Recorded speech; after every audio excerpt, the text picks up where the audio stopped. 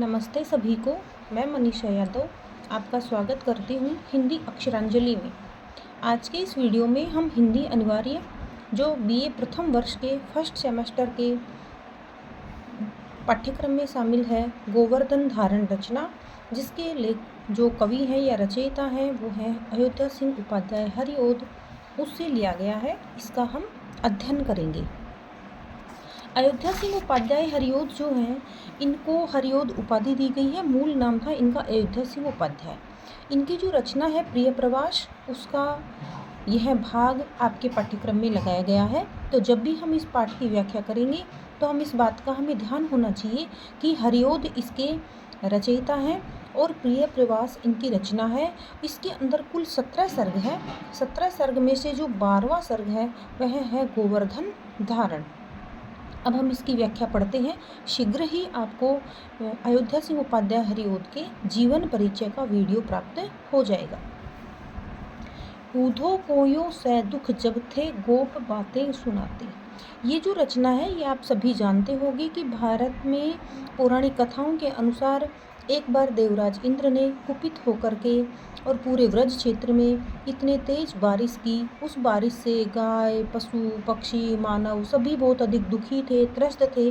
तब भगवान श्री कृष्ण ने इंद्र के गर्व को जो जबरदस्ती जो अहंकार था, अभिमान था, उसको तोड़ने के लिए उन्होंने गोवर्धन पर्वत को अपनी सबसे छोटी अंगुली यानी कनिष्ठा अंगुली के ऊपर उठा करके इंद्र के गर्व को, अभिमान को तोड़ करके जो है और उनको अपने जीवन का महत्व बताया। इसी प्रसंग को लेकर के जब उन्होंने गोवर्धन पर्वत को धारण किया था, उस प्रसंग को लेकर के लिखित यह रचना है। इसके बारे में हम अब पढ़ते हैं। ऊधो को यो सै दुख जब थे गोप बातें सुनाते। भगवान श्री कृष्ण को जो है जब गोकुल गांव में थे, बचपन इधर बीता, फिर वहाँ से अक्रूर जी आए मथुरा नगरी से, उनको लेकर के गए कृष्ण को और उनके बड़े भाई दाऊ यानी बलराम को। जब वो मथुरा चले गए, वहाँ जाकर उन्होंने कंस का वध किया और फिर वहीं पर रह गए। अब जब पीछे से जो गोपियाँ और गोप थे जो श्री कृष्ण को बहुत याद कर रहे थे, उन याद करने वाले गोप जो हैं उनको के लिए, उनको समझाने के लिए कृष्ण ने उद्धव नाम के अपने एक सखा को गोकुल गांव में भेजा था। ये जो उद्धव है ये वही है। तो उद्धव जैसे ही गोकुल गांव में आए तो सभी गोप और गोपियां उनको चारों तरफ से घेर लेते हैं और घेर करके उसको सारी बातें बता रहे हैं। उसी प्रसंग का वर्णन है। ऊधो कोयो सै दुख, उद्धव को सै दुख अर्थात दुख के साथ जब थे गोप बातें सुनाते। दुख के साथ जो कृष्ण के सखा जो थे, बाल सखा, वे सभी गोप जो हैं अपनी बातें सुना रहे थे। आभीरों का यकदल नया व उसी काल आया। उसी समय पर, आभीरों का मतलब अहीरों का, क्योंकि यदु बस्ती थी वो, घोष नगरी जिसे कहा जाता है, यादवों की बस्ती थी वह। नंद बाबा यादव थे यदु वंश के। तो आभीरों की उसी समय पर एक दल आ जाता है। जब गोप उद्धव से अपने दुख के साथ कृष्ण से जुड़ी हुई बातें सुना रहे थे, तब उसी समय, उसी काल यानी उसी समय पर एक आभीरों की बस्ती का एक नया दल पहुंच गया। नाना बातें बिलक उसने भी कही खिन्न हो। उस समय गोप तो अपने दुख की बातें सुनाई रहे थे दुख के साथ में, आभीरों के उस दल ने भी नाना बातें यानी अनेक प्रकार की बातें बिलख बिलख कर, रो रो करके, खिन्नता के साथ में, उदासी के साथ में, नाराजगी के साथ में और उद्धव को सुनाने लगे। पीछे प्यारा सुयस स्वर से श्याम का यूं सुनाया। इस प्रकार से उस श्याम यानी भगवान श्री कृष्ण का वह जो प्रसंग था जो बहुत ही प्यारा था, और उसको सुयश प्रसिद्धि के साथ में, अच्छे यश के साथ में, उस स्वर में उन्होंने उद्धव को सुनाना प्रारंभ किया। क्या कह रहे हैं? गोवर्धन धारण की जो कथा थी उसको बता रहे हैं उद्धव को। सरस सुंदर सावन मास था, एक बार सरस आनंद बरसाने वाला बहुत ही सुंदर सावन का महीना चल रहा था। घन रहे नभ में घिर घूमते। सावन का महीना, क्योंकि चौमासा का एक महीना होता है मुख्य, भगवान शिव की आराधना इसमें होती है। झीनी झीनी बूंदों के माध्यम से एक हम ये कहें रिमझिम करके बारिश होती है। तो इस समय पर आसमान में बादल, घन मानी बादल, घिर करके चारों तरफ घूमते हुए दिखाई दे रही थी। आगे कहते हैं विलसती बहुधा जिसमें जिनमें रही। विलसती मतलब दिखती, प्रसन्न वो मतलब बहुत सुशोभित हो रही है। बहुधा यानी बहुत प्रकार की आभा उनके अंदर दिखाई दे रही थी। छविवती उड़ती बक मालिका, उन बादलों को देख करके आसमान में शोभायमान, छविवती का मतलब होता है शोभायमान हो रही थी। क्या? बक मतलब बगुलों की, मालिका मतलब पंक्ति, क्योंकि बगुले जो सफ़ेद रंग का जो पक्षी होता है वह पूरी पंक्ति बना करके पंक्ति के साथ में उड़ता है। तो कह रहे हैं कि वह बगुलों की जो पंक्ति थी वह शोभायमान हो रही है और उड़ रही है। आगे देखो क्या कहते हैं कवि। ठहरता गिरी सानु समीप था। ठहरता गिरी सानु समीप था। गिरी का मतलब होता है पर्वत और सानु का मतलब होता है चोटी। समीप मतलब पास में। उसी समय पर पास में ही ठहर रहा था, थरथरा रहे थे बारिश के उस मौसम में। पर्वत के समीप में लोग खड़े थे। बरसता छिति छू नववारी था। इस प्रकार से जब बरसात प्रारंभ हुई तो छिति छू, छिति का मतलब होता है पृथ्वी को वह पानी छू रहा था। पानी कैसा था? नववारी, नया पानी था, क्योंकि जो है बारिश की जो बूंदें हैं गर्मी के उपरांत तपती हुई या तप्त धरती के ऊपर जब पानी की बूंदें गिर रही थी तो वह पानी ऐसा लग रहा था मानो नया जल पृथ्वी को छू रहा हो। घन कभी रवि अंतिम अंशुले, तभी जो बादल थे ऐसे लगता था मानो उन्होंने रवि मतलब सूर्य की, अंतिम अंशु, अंशु का मतलब होता है किरणें, मानो उन्होंने सूर्य की अंतिम किरणें ले ली हों। अर्थात सूर्य ढक चुका है, अभी चारों तरफ बादल ही बादल दिखाई दे रहे हैं आसमान में। गगन में रचता बहुचित्र था, लेकिन बीच बीच में बादलों के बीच से जो सूर्य की जो किरणें हैं अंतिम रूप से दिखाई दे रही थी, उन किरणों ने आसमान में एक बहुत ही मोहक चित्रावली सी, या फिर हम ये कहें एक ऐसा चित्र बना दिया था। उस चित्र के अंदर ऐसे लग रहा था मानो आसमान में किसी ने बहुत सारे चित्र क्या कर दिए हों, रच दिए हों। इस प्रकार से बादलों के बीच में निकलते हुए सूर्य की आभा अनेक प्रकार के चित्रों का निर्माण करती हुई सी प्रतीत हो रही थी। आगे क्या कहते हैं। नव प्रभा परमोज्वल लीक थी।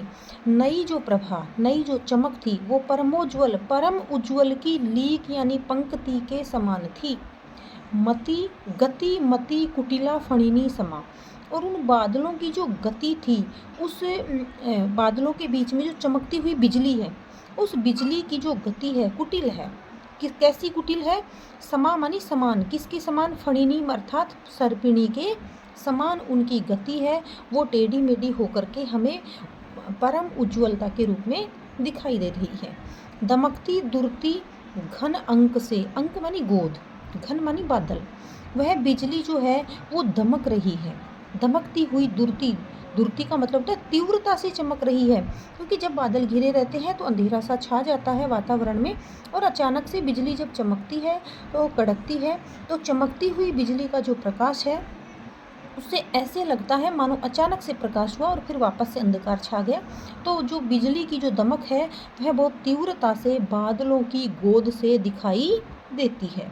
विपुल केली कला खनी दामिनी, इस प्रकार से विपुल बहुत प्रकार से यह केली करती हुई दिखाई दे रही है, क्रीड़ा करती हुई दिखाई दे रही है। ये दामिनी मानी यह बिजली खनक रही है, अनेक प्रकार की कलाओं के माध्यम से बादलों से दिख रही थी। ये बता रहे हैं गोप उद्धव से। विविध रूप धरे नभ में कभी, तभी आसमान में अनेक प्रकार के रूप को धारण करके विहरता वर वारिद व्यूह था। तभी वर का मतलब होता है श्रेष्ठ, और वारिद का मतलब होता है बादल, क्योंकि वारी मतलब जल, और दय एक शब्द होता है मतलब अगर पानी के पर्यायवाची शब्द के साथ में दय जहाँ पर भी जुड़ता है तो बादल के पर्यायवाची बन जाते हैं, जैसे जलद है, वारिद है, ठीक है, अम्बुद है, ऐसे। तो विहरता वर वारिद व्यूह था, इस प्रकार से वहाँ पर श्रेष्ठ जो बादल है वो अपने व्यूह के रूप में वहाँ पर हमें आसमान में विहरते हुए दिखाई दे रहे थे। वह कभी करता रस सेक था, कभी वह बादलों का समूह है कभी कर रहा था रस, रस का मतलब होता है आनंद प्रदान करने वाला, रस का अर्थ होता है जल, शेक मानी होता है वर्षण या वर्षा करना। कभी वह बादल अपनी व्यूह के माध्यम से जल वर्षण करता हुआ दिख रहा था, यानी जल वर्षण प्रारंभ हो गया। बन सके जिससे सरसा सरसा रसा, क्यों कर रहा है कि जिससे जो रसा मतलब पृथ्वी है वो सरसा अर्थात आनंद से परिपूर्ण जलमग्न दिखाई दे सके। इस प्रकार से एक अजस्र या हम ये कहें लगातार वर्षा की बिंदु गिरने लगी या वर्षा होने लगी। आगे देखो क्या कहते हैं कवि, सलिल पूरित थी सरसी हुई। सलिल पूरित, सलिल का मतलब होता है जल, अर्थात पानी से पूरित है। सरसी, सरसी का मतलब होता है नदी। इतना बारिश हो चुकी है या फिर इतनी वर्षा हो चुकी है कि वर्षा के कारण जो पास में जो नदी बह रही थी वो सलिल से पूरित हो गई, अर्थात पानी से भर चुकी है। उमड़ते पड़ते सर वृंद से, वृंद थे, सर का मतलब होता है सरोवर या तालाब, वृंद का मतलब समूह है। अब उसके कारण जब पानी की अतिशयता हुई तो चारों तरफ से जितने भी वहाँ पर जो तालाब थे, तालाबों के समूह थे, सभी में जल उमड़ करके भरने लगा। कर सुप्लावित कूल प्रदेश को, अब जब पानी की जब एक सीमित अवस्था होती है तो नदी अपने किनारों में बहती है, तालाब भी अपनी सीमाओं के भीतर रहते हैं, लेकिन लगातार जल वर्षण के कारण कर सुप्लावित, प्लावित का मतलब होता है आच्छादित करना, डुबोना।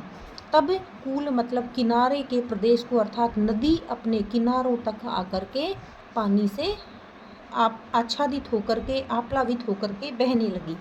सरित थी सह प्रमोद प्रवाही था, सरित मतलब वह जो नदी थी जो बह रही थी, सह प्रमोद मोद के साथ प्रवाहित होती हुई हमें दिखाई दे रही थी, जिसमें गर्मी के मौसम में पानी की मात्रा या जो है पानी हमें कम दिखाई दे रहा था, उस नदी में और उस तालाब में अब हमें अतिशय पानी दिखाई देने लगा।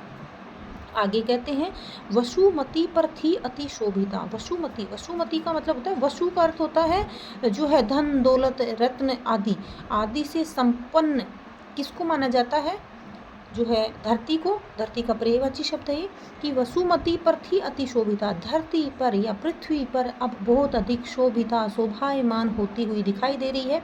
प्रत्येक व्यक्ति के चेहरे, प्रत्येक जीव जंतु के चेहरे हमें, चेहरों पर हमें चमक दिखाई दे रही है, क्योंकि गर्मी के की जो हम ये कहें उष्णता थी, गर्मी से तप्त जो भूमि थी, जन था, सभी बारिश की उम्मीद कर रहे थे और अभी बारिश के कारण सभी के चेहरों पर जो है प्रसन्नता थी वो सुशोभित हो रही थी।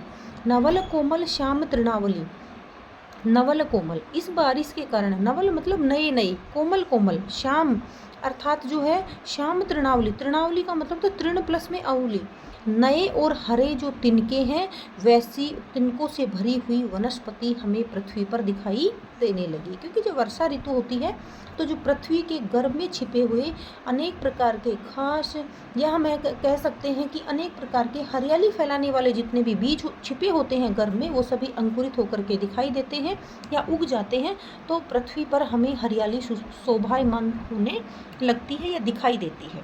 नयन रंजनता मृदु मूर्ति थी, ये चारों तरफ जो पसरी हुई हरियाली थी, जो नए और हरे भरे तिनकों से जो आच्छादित जो वनस्पति थी वो उग चुकी थी, वह हमारे नयन को रंजनता बहुत अधिक प्रभावित कर रही है, आकर्षित कर रही है, सुंदर लग रही है। और प्रकृति की यह मूर्ति बड़ी कोमल थी, बड़ी मधुर थी, बड़ी मृदु थी। अनुपमा तरु राजी हरितिमा, यह एक अनुपम छवि जिसके अंदर तरु मतलब होता है वृक्ष है, वो राजी दिखाई दे रही है। क्या दिखाई दे रही है, वृक्षों पर भी हरितिमा दिखाई दे रही है, क्योंकि बारिश के कारण उन पेड़ के पत्तों के ऊपर जो जमी हुई धूल मिट्टी आदि के कण थे वो सभी धुल करके साफ हो गए हैं, तो सभी वृक्षों की उन पंक्तियों पर या उनके पत्तों पर एक नई हमें हरितिमा नए चमक के साथ में दिखाई दे रही है, अर्थात उनकी चमक बढ़ गई है। हिल रहे, आगे कहते हैं हिल लगे मृदु मंद समीर के, तभी हिलने लग गए, लगे मृदु मंद समीर, समीर का मतलब होता है वायु, तभी मंद मंद गति से वायु चलने लगी, जो हमें बहुत ही अच्छी लग रही है, भा रही है, क्योंकि बारिश के मौसम में एक तो ठंड हुई है बारिश के कारण और दूसरा मंद मंद हवा चल रही है, तो हमें शोभायमान लग रही है, हमें बहुत ही सुखद प्रतीत हो रही है। सलिल बिंदु गिरा, सलिल मतलब पानी, तभी पानी के बिंदु गिरे सूठी अंक से, यानी सूठी का अर्थ होता है श्रेष्ठ, श्रेष्ठ अंक से, क्योंकि आसमान श्रेष्ठ है, उसकी गोद से क्या गिरने लगे थे, पानी के वे बिंदु वर्षा के रूप में गिरने लगे थे। क्यों गिर रहे हैं? क्योंकि वृक्षों की जो पत्तियां हैं उनके ऊपर पानी जो है वह थोड़ा अटका हुआ है। जैसे ही मंद मंद हवा चलने लगी तो जो पानी के जो बिंदु हैं वो नीचे श्रेष्ठ जल के रूप में पृथ्वी पर आने लगे। मन रहे किसका न विमोहते, ऐसा दृश्य किसके मन को नहीं मोहेगा, अर्थात सभी ऐसे दृश्य से आकर्षित होंगे, अपनी तरफ ध्यान को खींचेंगे। जल धुले दल पादप पुंज के, जल जो सभी जो पादप थे, पादप पुंज अर्थात वृक्षों की जो समूह था उसके सभी जो पत्ते थे, दल मतलब पत्ते, वो जल से धुल करके और एक नई आभा के साथ, नई चमक के साथ दिखाई दे रहे हैं। उनसे एक चमकदार हरितिमा हमें दिखाई दे रही थी। विपुल मोर लिए बहु मोरिनी, अब आगे क्या कह रहे हैं? ये तो वृक्षों पर प्रभाव पड़ा बारिश का, आगे कहते पक्षियों पर क्या प्रभाव पड़ा। विपुल मतलब बहुत सारे, मोर अपनी बहुत सारी मोरनियों को लेकर के, यानी मोर और मोरनियां हमें जो है वन में दिखाई देने लगी, पृथ्वी पर दिखाई देने लगी। कैसे दिख रहे हैं वो? विहरते सुख से स विनोद थे, स विनोद, विनोद मतलब मनोरंजन के साथ, खुशी के साथ, प्रसन्नता के साथ में विहर रहे थे, विचरण कर रहे थे और सुख को प्राप्त कर रहे थे।